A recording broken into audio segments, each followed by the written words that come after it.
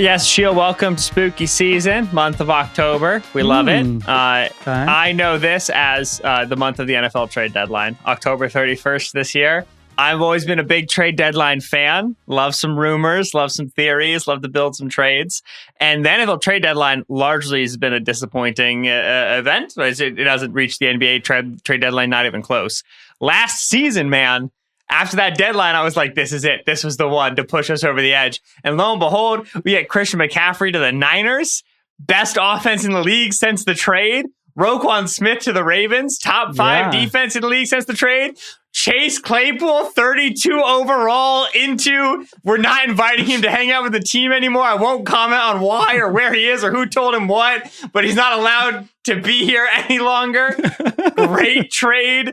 We had TJ Hawkinson. That was a big deal. A lot, right? Last year's trade deadline was amazing. So I'm already preparing. I'm envisioning. I'm getting prepped for this year's trade deadline. I want to toss some of my initial looks your way and get a reaction, get a gauge, get a feel for some of them. This is why you're like a content king. October 3rd, and we're doing this. I mean, we got I like it. Listen, I'll do trade talk anytime. So go ahead. Well, because we want to be ahead of the other podcasts. We've got some 1-3 teams. We've got some 0-4 teams, and we've got some clear contending teams that have some problems. Listen, I know for a fact the phone's already ringing. Teams are already trying to figure these things out. You want to have the structure of a deal in place in case, the Raiders stay bad. And you're like, hey, remember last time we talked about Davante Adams? This is how you got to do it. So, okay, hit me.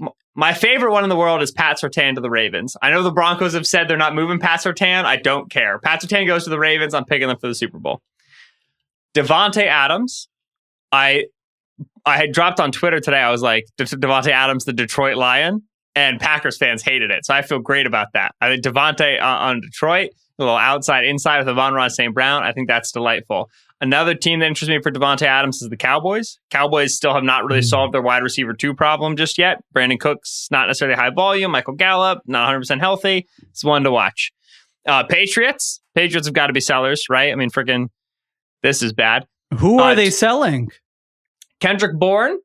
Okay. Got a decent cap hit. Don't really use him the way he needs to be used. I think Kendrick Bourne would be make a great chief. Chiefs need a nice little quarterback-friendly wide receiver guy. Just move the sticks, kind of soothe the burn there while the young guys figure it out. Love that. And then Michael Onwenu. I think Michael Onwenu, who's their big starting guard.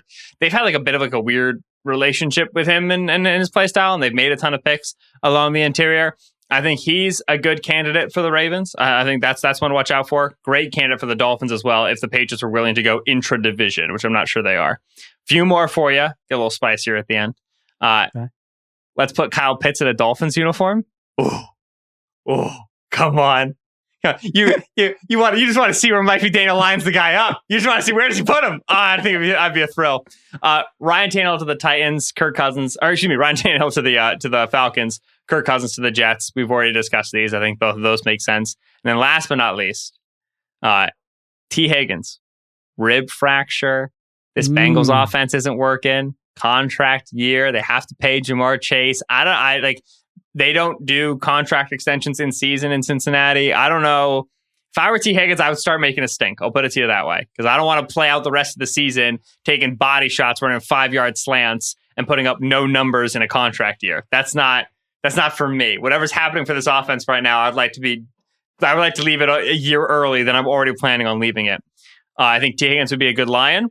I also think the Panthers, who are in the news cycle today, saying we're in the trade market for a top wide receiver. A very funny thing to say for the team that just traded DJ Moore. How curious! How interesting! I also think the Panthers are a team that makes sense for T. Higgins as well. Those are some of my early machinations on the trade market.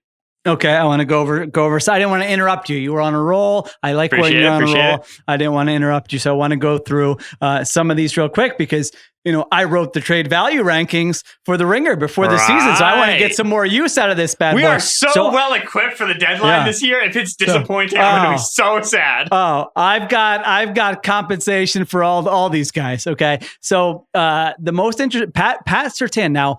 what is the Broncos' motivation? Is just to let's just see, like, get a haul. Our roster stinks, and we need to get as much as we can, because I had Pat Surtain as 14 overall in my trade value column. It is rare for a defensive player to net multiple first-round picks. Pat Surtain would absolutely, in my opinion, on the open market, you're starting with a package that includes 2 first-round picks. So what's the Broncos' motivation? Allow me to take you to @PSurtain23 on Twitter. Patrick Surtain, I didn't see this. Patrick Surtain, the senior, who tweets during the Broncos Dolphins game. God, I missed this. Toiling in the soil! ! SNH2. Patrick Surtain wears 2. You deserve better. So this is Patrick Surtain, who, by the way, was hired as a defensive assistant with the Dolphins last season. He was working for the team in 2022, 23, watching his son give him 70 points, said, toilet in the soil, you deserve better. So Surtain family gonna get the young man out of Denver. I think that's the move. I mean, Surtain is the type of player that rarely, like pretty much never gets traded. So that would be spicy if he were actually on the market. I mean, I think best or second best corner in the NFL, 23 years old. I would take on all of Russell Wilson's cap in order to get Patrick Surtain on my team. I'll trade you a 7th for Patrick Surtain and Russell Wilson. Deal? All right. So that's Patrick Surtain. Who was the, you know, I'm old and I don't remember stuff. I had Davante Adams, maybe a Lion, maybe a Cowboy. Okay. I mean, they actually should trade Davante Adams. I mean, that one is one that, like, no, this should actually happen. Like, you're going nowhere. Your team stinks. He doesn't want to be there. Go ahead and trade Davante Adams. Now, Davante Adams is 30 years old. We know what he netted there in that Packers trade. I think you're starting with at least a first round pick for Davante Adams when you just look at what wide receivers typically go for. And by the way, how freaking good Davante Adams still is. Like, no signs of slowing down. Man, he's somebody who could almost, like, you're talking about a guy who could, like, swing the league if if one of these teams gets Davante Adams. Who did you have him going to? Detroit? I brought up Detroit. They're going to get Jameson Williams back, but still, like, I don't know how much you buy that. Ooh, I like that. And then also Dallas, where that, like, after the Amari Cooper trade was after that for the Raiders to Dallas. Let's just go back to the well. Just Jerry Jones and the Davis family, 2 old pals, just shooting it up, shooting the breeze, trading star wide receivers to make the Cowboys better. Why not? Let's do it. I mean, really, the Chiefs should be trading for Davante Adams. Interdivision. Yeah. But what are the Raiders? Like, what do you care? I guess you do. I know the rivalry runs deep, but it's like, who's going to give me the most stuff for this guy? All right. I like Adams a lot.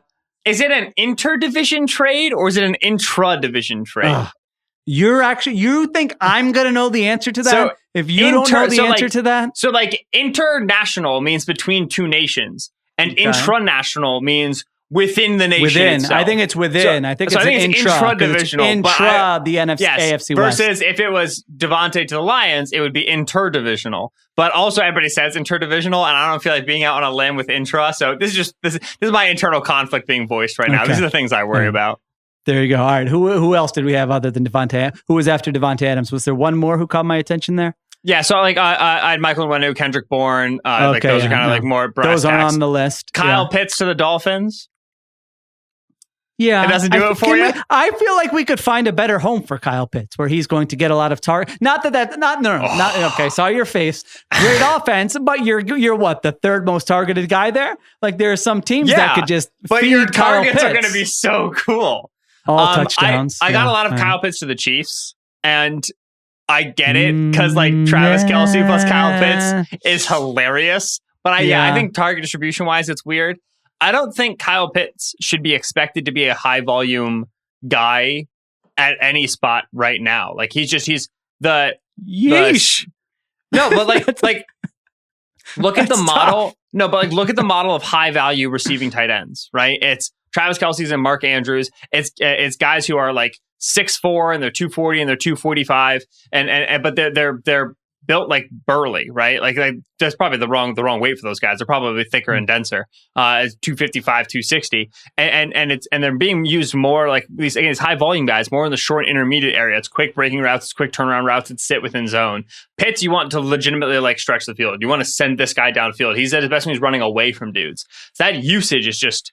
It's not like it's what the Giants tried to do with Evan Ingram before the Jaguars figured out Evan Ingram. And so it's harder to achieve from the tight end position. So I don't think he's a high volume guy. And that's why I want him in Miami, because you're just hitting teams with Tyreek and you're hitting teams with Waddle. And then all of a sudden you get Kyle Pitts on the wheel and they're not ready for it. And it's Kyle Pitts racing a 4.6 safety. I want to see it. All right. That's pretty fun. T. Higgins, I think may be your most interesting one, depending on how like the next 2 weeks here go for the Cincinnati Bengals. He said he might tough it out and play in week 5 with a broken rib, which unbelievable. How do you do that? Yeah. Fractured rib. I'm looking at this ESPN article right now. Might try to play with broken rib. Now, if they lose these next 2 games and you're 1-5, and maybe they're just like, we're going to shut down Burrow for a little bit. We tried to have him battle through. It didn't work out. This is a lost season. And you think you're not going to be able to sign him. Then I think that's something, if you're Cincinnati, you say, all right, who wants to give something up for this guy if he's healthy in a couple weeks? I like Carolina was a good one. I mean, it's just, what is a team going to give up for T. Higgins, knowing that he's a free agent at the end of the season? Like, you would almost have to either be able to sign him to an extension right away, or be willing to live with that if you're a contending team who are like, we just want to win the Super Bowl and we don't care after that. The Vikings traded like a second and a third for TJ Hawkinson on a contract year, and then gave him a very large contract, which is not necessarily good business. So yeah, like the contract year makes it more challenging, but it's also why you move him if you're the Bengals, right? Because I know the Bengals want Higgins back in 24 and they're going to try to make it work, and it's probably doable, but it costs a lot in terms of your cap. And I think that if a team comes in and says, hey, instead of waiting for a 3rd round comp pick, maybe, do you want 2 seconds? And like, to me, like that's not a bad deal for T. Higgins at all. Like, the Panthers traded DJ Moore for the 1st overall pick. Like, I should say the Bears traded the 1st overall pick for DJ Moore, and obviously they got more stuff back. John Mack can do 2 2s for a player who's better at wide receiver than DJ Moore. Like, yeah, I'm going to take that. Chase Claypool got we didn't know it was going to be the 32nd overall pick, but we knew it was going to be a number 2. They knew they were trading their own pick, and they knew what they were doing on the football field, so they knew. Yeah, that's true. All right. Higgins is a good one. All right.